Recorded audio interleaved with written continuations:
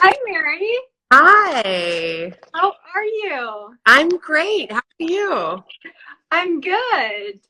Everyone, this is our guest this week, Mary Ratcliffe from Mary Ratcliffe Studio in Toronto, Canada. Hey guys. I heard that, well, I saw on your stories that yesterday was your birthday. Yeah, it was. Happy birthday. Thank you so much.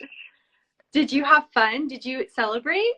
Yeah, it was very lucky. I just went out for dinner with a few friends. It's a gorgeous day here, which was so nice. So yeah, it was Lovely. didn't want to do anything here, but Oh, well, good. I'm glad that you had a good time. yeah, thanks for remembering. Mary has a studio in Toronto, Canada, that she's a maker of contemporary custom objects and furniture that are stunning. Um, and she attended the school, Ontario College of Art and Design, and she launched her studio in 2018. I did. Yeah. I Do you want to give us a little background of professional and personal background that kind of walked you down or this career path and to eventually open up your studio?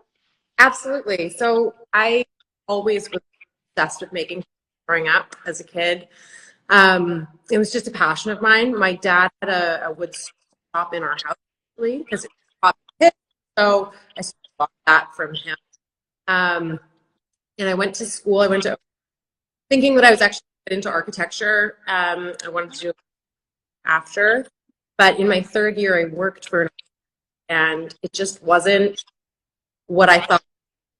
Uh, but I was lucky with the firm that I worked at.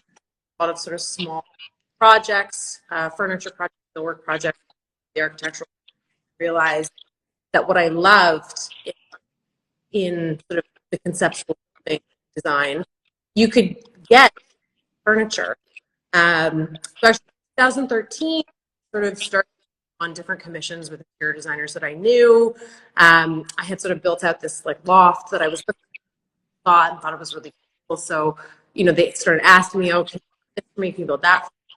And so I just kind of said yes to everything. And then in 2018, I thought that if I want to push it forward, I should work on my of pieces. So that's sort of how the collection got started, and had really great relationships, and I had a lot of experience what works. And by then, sort of felt enough to start creating our own work. So there's a little bit of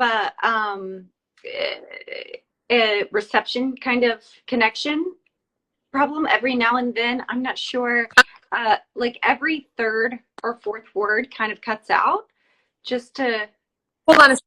Let me just put. I've got headphones. Maybe that'll help. Our okay, studio's. Let me just see. okay. It's so true, Kate.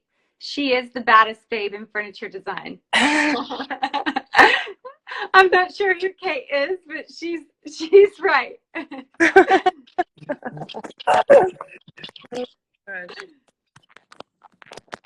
That better? So I use yes, yes, Okay. I think so.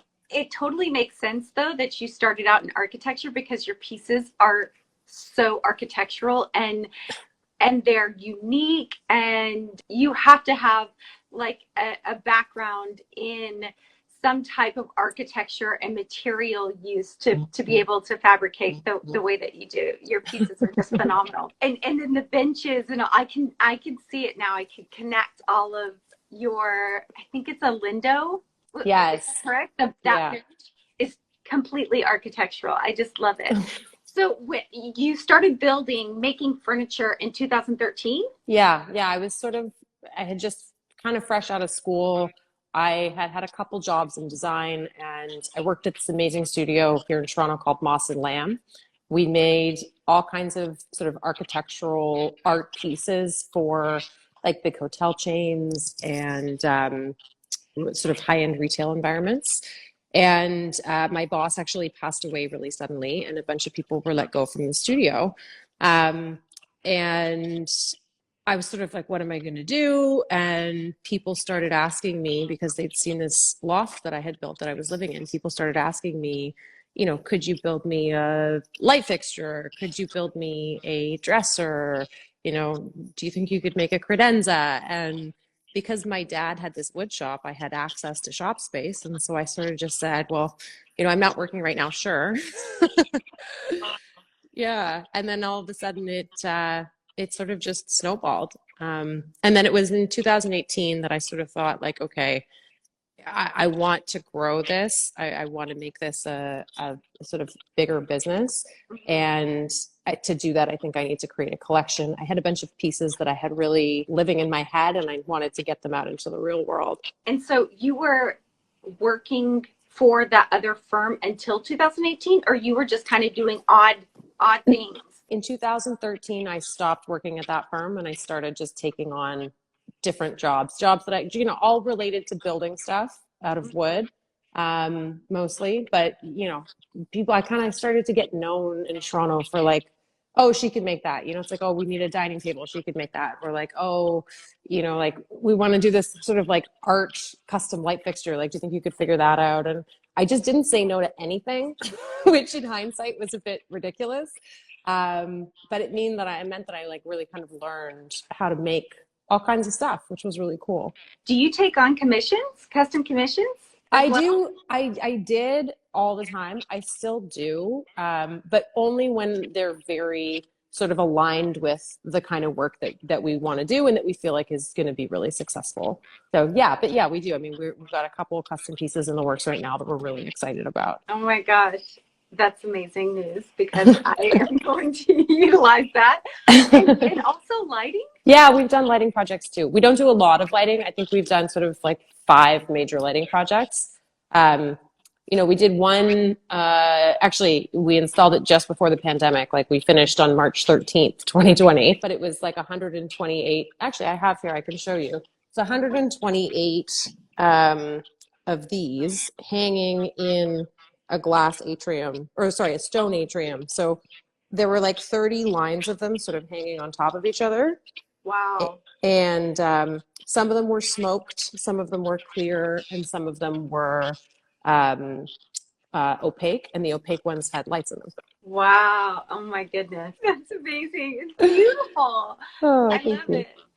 Your aesthetic, your contemporary. How did you develop your aesthetic? And have you always kind of been drawn toward contemporary design and architecture? Yeah, I think, I draw a lot of inspiration from sort of history. Like, I think that it's really like we build work with the intention that it will last for a lifetime. And so I like to sort of root things conceptually, either in, a technique that used to be used all the time and, maybe it looks really interesting and we can sort of bring it back and modernize it, or, a concept that kind of can relate to something that really is grounded in something strong. So, that's a starting place for me. I love to be in nature.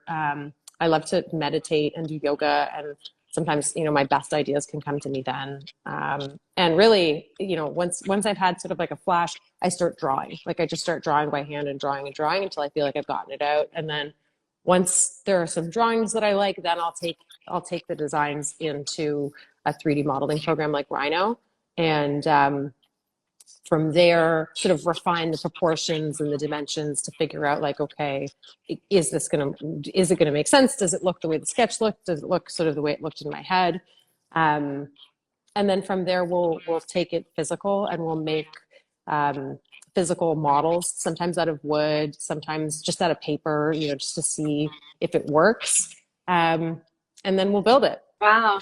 So do you always keep a pad of paper and pen with you at all times? Pretty much, yeah. I have a notebook that is like my life. I don't know where I'd be if I lost it. Same. I have a pack of them, and I'm like, these are my Bibles. Yeah. If I lose these, life is life is bad. So whenever you're developing a new series, can you walk us through that? Sure. Here, I can actually show you. So I have a few pieces in here from a couple of our collections. Oh, So I have like two of our Lindo stools here. So this is a piece where it's a great example of what we were just talking about. I was in Milan for Design Week in 2019. And I went to Leonardo da Vinci's house, and I saw in the millwork details of the house, there were all of these subtle curves. And I was like, these curves are so beautiful. Um, and I kind of just thought about like creating these stools and this seating collection. It was like, I would love to figure out how to create a contemporary form that has curves like that, but doesn't feel super old school and sort of, like I said, can stand the test of time. So, I started just sort of sketching and drawing, and we made 6 of these out of wood. So, but like, this is a prototype we're working on. I can talk about that later, but, kind of like that, where it's sort of like just a rough and tumble and a combination of materials just to figure out, how to make them stand. We wanted this dimension to be as thin as possible, so it felt light, but we didn't want it to move or rack when you sat on it. Um, so that was sort of something that, like, it started as an idea. It started from a place. It started from this sort of beautiful piece of history, and then it sort of took on a life of its own. And then once we had the stool figured out, we came over and we thought like, oh, well, we should have a bar stool option. So we did the bar stool. We've done a bench. And then we have our Ina tables here, our little cocktail table Ina tables. So the big one is 25 inches and the small one is 13. And this actually came from wanting to create, it was wanting to have a living room that didn't have a coffee table in it, but had like ample surfaces for you to be able to put your drinks down and still have like a sort of playfulness to it. So, we do these in multiples typically. These 2 are actually going to the same client, and, they can kind of get scattered around a room and change depending on how they're needed. Are there 3 sizes of those or just the 2? There are 3 sizes. So these ones are going to a client. He's got the big one and the small one. There's a 19-inch diameter one in the middle. Beautiful. So whenever you start coming up with these, sometimes you get so excited you just want to like get started with something. You know what? I used to do a lot of that, and I wasted a ton of material that way. We try to. I mean, it's definitely really important to get into the actual material, but I really like to sort of work through the details first intellectually to make sure that everything's going to work out, because it's the worst when, I really learned that lesson with the stools, actually. It was good that we made so many prototypes of them, but like the first couple ones, I was like, let's just do these in white oak. It's going to be great. And then, they didn't work. And it was like, well, that was like the most expensive wood we could have thought to do them in. Maybe we should have used poplar or something. But yeah, I do like to steal away when I can, just to have some solo time in the studio.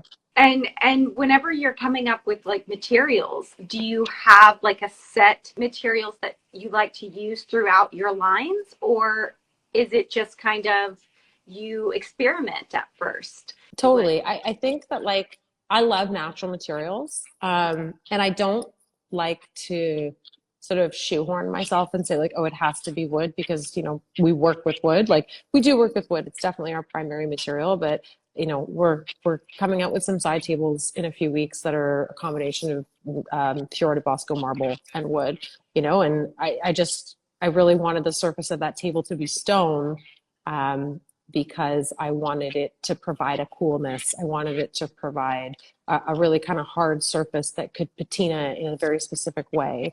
And I don't ever like to sort of shoehorn us, like I really wanted the seat for the Lindo stools to be leather, because I wanted it to, I wanted it to be able to feel lived in a really relaxed and comfortable way, so that's important. And then with the material finishes, like, that's actually one of my favorite parts of the process is playing with different ways to finish all the materials. Wood is so fun because it's, like I said, it's our primary, but just trying new things, trying new stains, trying new processes is so fun for me. And then the stone, do you source your stone from one source, or do you try to find different sources that may have other unique options available? We look all over the place. So we have 3 different stone suppliers that we use most of the time.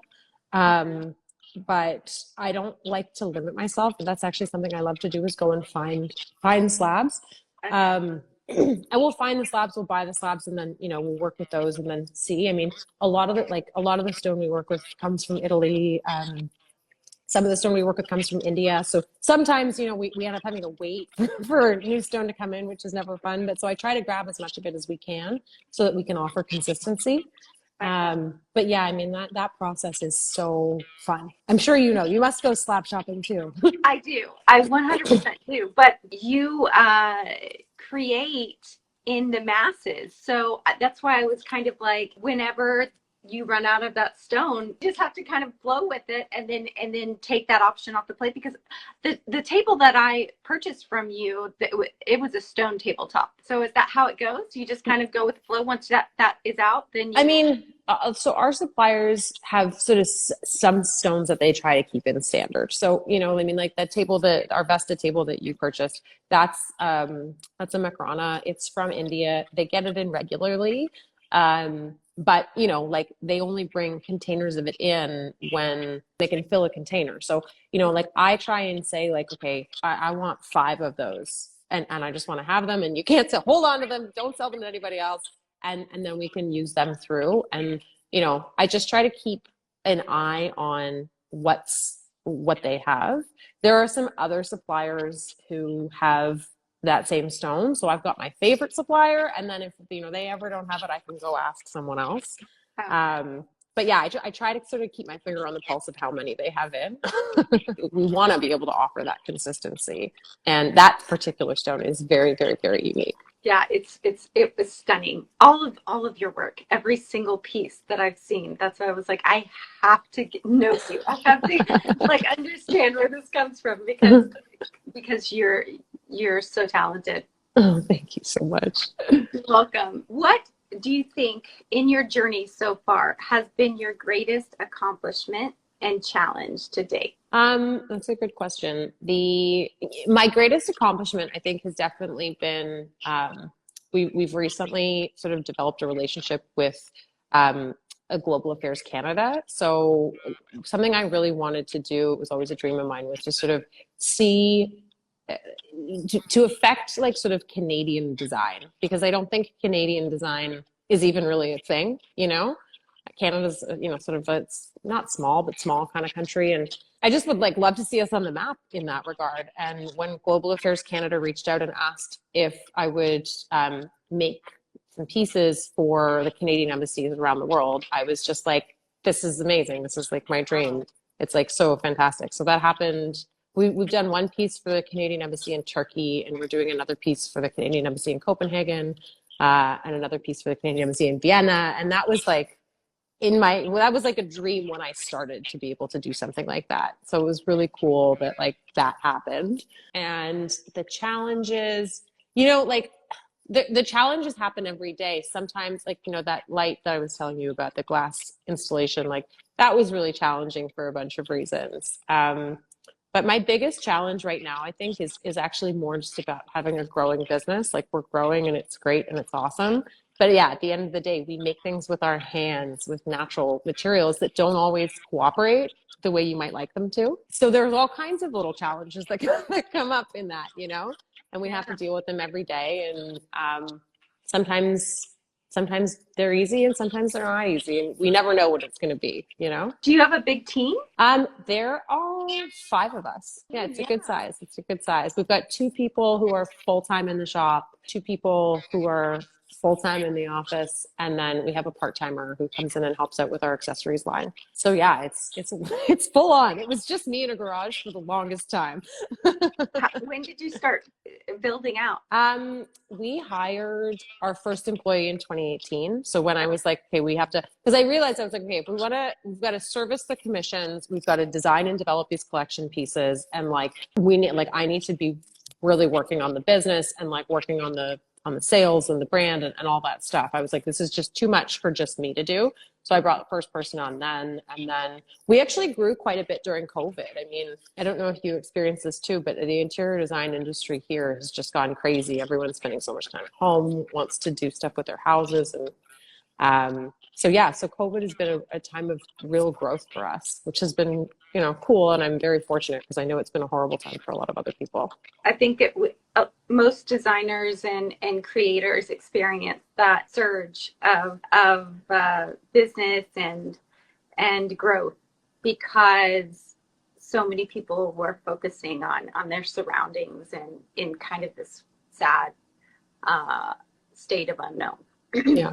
Yeah. Your greatest accomplishment is outstanding. Talk about like lasting furniture through the times. Your furniture will be in the embassy offices for so long, and wow. Do you deal with all of your PR? No, actually, I have a PR team who's amazing, Yeah. and they're fantastic. Kate Makinson is the best, and Maybe that's who. that Maybe that's probably, yeah, I think that was okay. commented.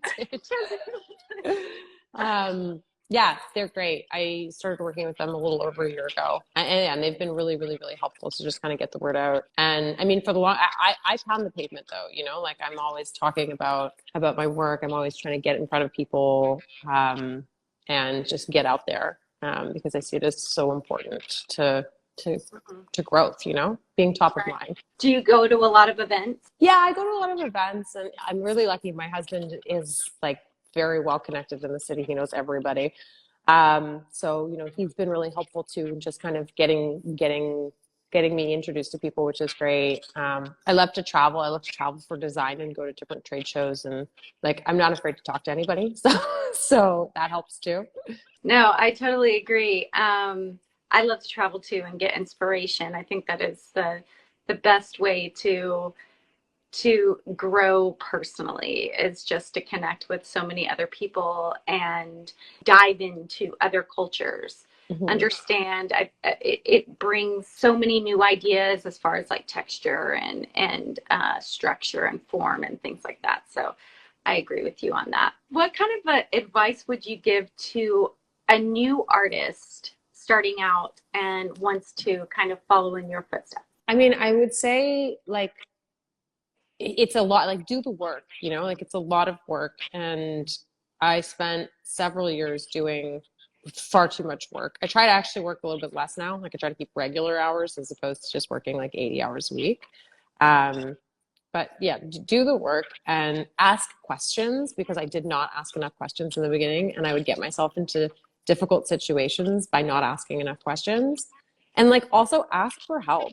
You know, it took me, like, think about it. I started taking on projects and making things for people as a way of life in 2013, and I didn't hire anyone for 5 years. Like my life got so much easier as soon as I had help, and I was so afraid to ask for help. I was so afraid to, you know, take on an employee and grow my business. But ultimately, like it's been the best thing, and it's allowed us to get to this amazing point. And it was really scary. And I wish I had just kind of, you know, felt that fear and done it anyways, like so much sooner, you know?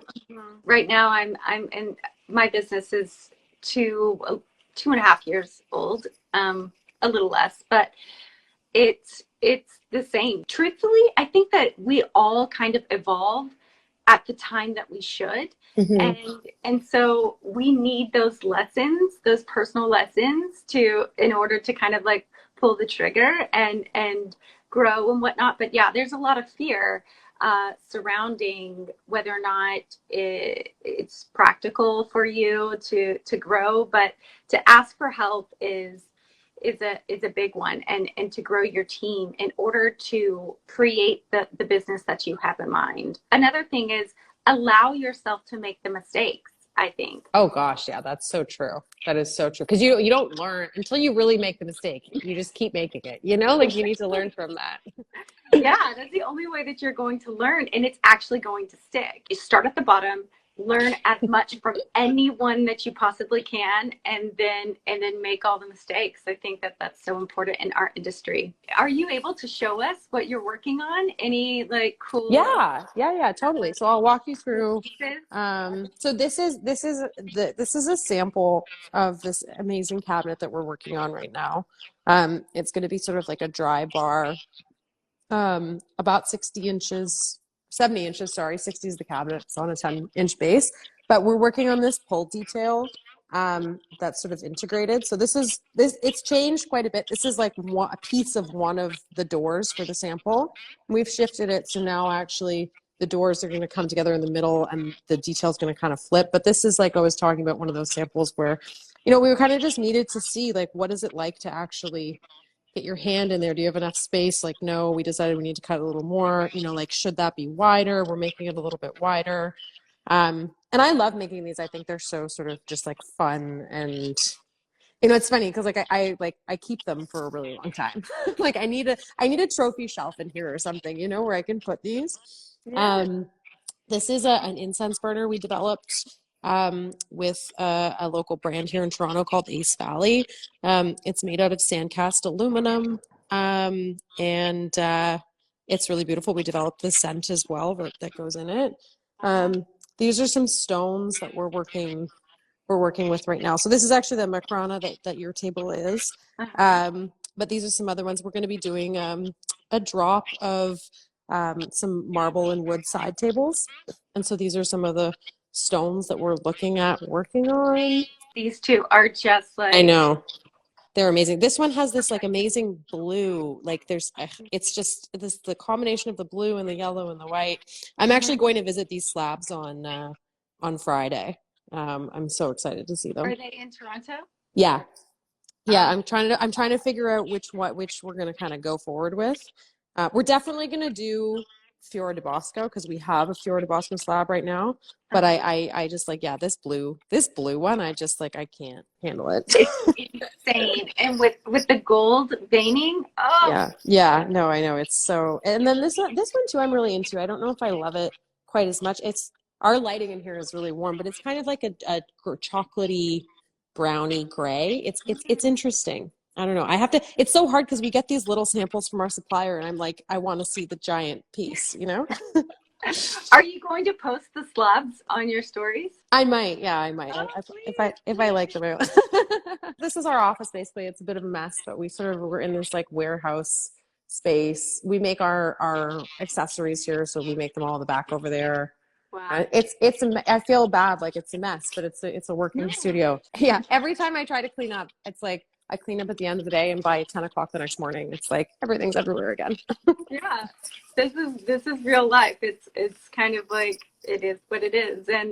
And I prefer it like this, lived in. You know that you're working and creating and just like getting your hands Of dirty. I course. cannot wait to see these stones and the new products that you're coming out with. Yeah, yeah, we're going to be at ICFF in November, which is really exciting. We haven't shown in the States before, and I'm thrilled to be able to go down there and present the new pieces there and meet a whole bunch of new people. So it's really exciting for us. The closing questions. What are people, designers, artists that inspire you? Or any recent new artists or discoveries that you found? I mean, inspired by, I think, Charlotte Perrand is like way up on that list. She like just women in design, especially in that time period, I'm just so in awe of. But she in particular, and just the work that she created, the furniture work she created, I love. I was recently in London, and oh my gosh, what an incredible city! Like just stumbling from gallery to gallery to store to gallery, like there's so much to see there. I saw this wonderful Jonathan Chamberlain sculpture actually at the Row. I didn't realize this, but the Row in all of their stores, um, the owners like display their own like contemporary art and furniture collections Oh, in the store. And so like walking through this store, I was just like, oh wow, there's like 5 original Pierre Jeanneret chairs and like this Jonathan Chamberlain sculpture. There was a James Turrell in the entrance. I was just like, what is this? I wasn't even looking at the clothes. I was like just so in awe of all of these pieces that I was like never knew that I would be able to get so close to them. So you can walk right up to them. We've been really locked down here in Toronto, which is unfortunate because um, there's some amazing young talent here that is just harder to get access to. But the university that I went to, OCAD, has an amazing graduate show every year. I'm really looking forward to going this year. Hopefully it'll be on in person. But it's always so fun to go and sort of see, young emerging artists and designers who are just right at the beginning of their career.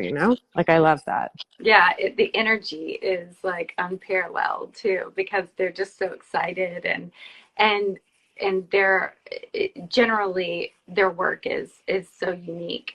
Fresh take on everything. Totally. Haven't been hardened by like the realities yet, you know? If you could collaborate with an artist or creator, dead or alive, who would it be? You know what? I was thinking about this question in the notes that you sent over, and I actually think it would be Walter Di Maria. I love his like massive site specific works, and they're so like you're in them and you're standing in them, and the geometric shapes that he works with, and like they just really have this like all encompassing super powerful feeling. And you know, ultimately, like I got into making furniture because I liked things that are in a space can influence the way that you feel, you know? And I think that as an artist, he does a really good job of that. I would love to learn from him. What are your go-to, some of your go-to places to shop? Salt by the Casa Project is Oh my God, amazing. so good. So Yeah. good. Like so So, good. yeah. It's actually two friends of mine who started that, and I just think the pieces that they've curated and the vibe that they've sort of created with that is amazing, and they have such unique stuff from all over the world, and it's so cool. Is it in Toronto? Yeah. It is. I Yeah. had no idea. Yeah, Oh so my the two founders are from here and they God. started it here. And yeah, they've just done such a great job with it. And I love vintage shopping. Like I love vintage shopping. So, you know, First Dibs has great stuff. You know, there's a couple stores here in Toronto that, you know, just get things that come through, and it's always something I love to do on like a Saturday is like go get a coffee and just kind of walk through the market and you know go to a couple stores, and even if I don't buy anything just to sort of see what's there. And you know, like I think that like pieces once they've been lived with and they have a bit of patina and all that stuff, like it's just so richer, you know, so it's just fun to look at that stuff. Mhm. I'm definitely excited when I'm in New York next month to go through some of the flea markets there because I haven't done that in a really long time, and it's just such a fun way to see stuff. Yeah, I've never been to flea markets in New York City, and I can imagine that they would be phenomenal. Yeah, I love vintage pieces too. I think that they really make the space. They Yeah. add so much character. All right. And the last is anything new and exciting in the pipeline for you, your business that you'd like to share. I'm so nervous saying this out loud, but no, I really want to have some ready to ship pieces. That's something we're going to be working on this year and into next year. Um, you know, I think we're going to start making, or not, I think we are going to start making sort of like small runs of stuff that's going to be available on our website. You know, I think that there's a want for that. I've had so many people reach out being like, lead times are crazy. I just need a side table, or lead times are crazy. I just need a coffee table. And it's something that we're going to start doing, I think. And I'm really excited about it because I see it as sort of ways to really kind of just ways to get work out there quickly, and also a bit of a design challenge because you know like normally when I'm designing a piece I really kind of focus on like what can it be, the sky's the limit. But if we're trying to make things available immediately, you know, we have to sort of, I still want them to be beautiful and interesting, but they have to be a bit more practical in how they're created. So it's sort of a fun challenge for us, and it's sort of a new arm of the business that I'm really excited about. I'm excited for you. So you create each piece individually. So will this mass kind of market pieces, will you do this more kind of like a in a factory, or will you We're still going to make everything by hand in our studio, but we're gonna sort of design and create them with the mind that like we're going to make five of them, you know. So we'll just like that's kind of what I mean with the design challenge. It's like how can we make each of these individually, but at the same time, you know, knowing what we know about the fabrication process, make it so that they can, you know, be made efficiently and effectively, and you know, just have it all kind of work together and make sense. So the first piece that we're going to be working on with that is a little side table, and I'm so excited about how it looks and what the construction details are, and I think we kind of figured it out. So that'll drop hopefully before the end of the year, and then we'll just kind of see. We're going to take it one piece at a time. is that the question that you asked on your stories? Yeah, Yeah, totally. that's smart because you're trying to get like the universal answer of what's most popular. Yeah, and I think also too, like what what could work, because I work so often with interior designers who are working on a project and they don't need the actual piece for 8 months and they've got everything planned and figured out. But what we're trying to solve with this sort of like available immediately thing is like, you need a side table. You want to leave your house on a Saturday and come back with one. So it's not like what's perfect. It's like what works. Right. The Yeah. answer was round. Everybody loved round one. Round. I was going to say round, but then I thought to myself, there have been some really fabulous square side Yeah, tables that I've used. It really depends on the situation. totally. So it was tough. So do you have plans like eventually if this all works out to open like a showroom? I don't know if I don't want to go quite that far yet. I think, like maybe I'm never going to say never. But right now, like I just am such a nerd about like the process of making the pieces and getting them out there. So like that's step one. We've just signed up representation in Western Canada. We're hoping to pick up some US representation when we're in New York. Um, like right now I just want to focus on the making, but it would definitely be fun to have a store, or, like a beautiful showroom one day. Well, thank you so much for sharing everything, for taking the time out of your day and giving us a tour and a little insight inside of your creativity and your business and your brand. I loved it, and Thank you so much for having me. I so enjoyed meeting you. We we've been talking over email or IG for so long, and I was really looking forward to this. Yeah, me too. It's great to meet. It's great to chat, and Great. I'm flattered that you wanted to include me in the series. So thank you so much. You were one of the first on my list for sure. You are seriously so talented. Everyone go check her out. Instagram is a great place to find us and to contact us, Mary Ratcliffe Studio. Also our website, which is linked on our page. It's just maryratcliffe.studio. We're super great at responding to emails and DMs. So any questions, anything you need to know, just hit us up. And like I said, we'd love to chat. Thank you to everyone who joined. I hope all of you have a lovely day, rest of your day.